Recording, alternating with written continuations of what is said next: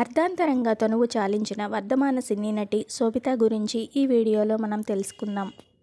1992 September 23న బెంగళూరులో జన్మించిన శోభిత బెంగళూరులోనే fashion designing course complete చేశారు. మొదట్లో ఆమె రాజ్ మ్యూజిక్ ఛానల్లో విజేగా పనిచేశారు. కన్నడ బుల్లితెర నటి శోభిత శివర్ణ బ్రహ్మగంతు, నినిదలై అన్ని సీరియల్స్ ద్వారా శాండిల్వుడ్లో మంచి గుర్తింపు తెచ్చుకున్నారు.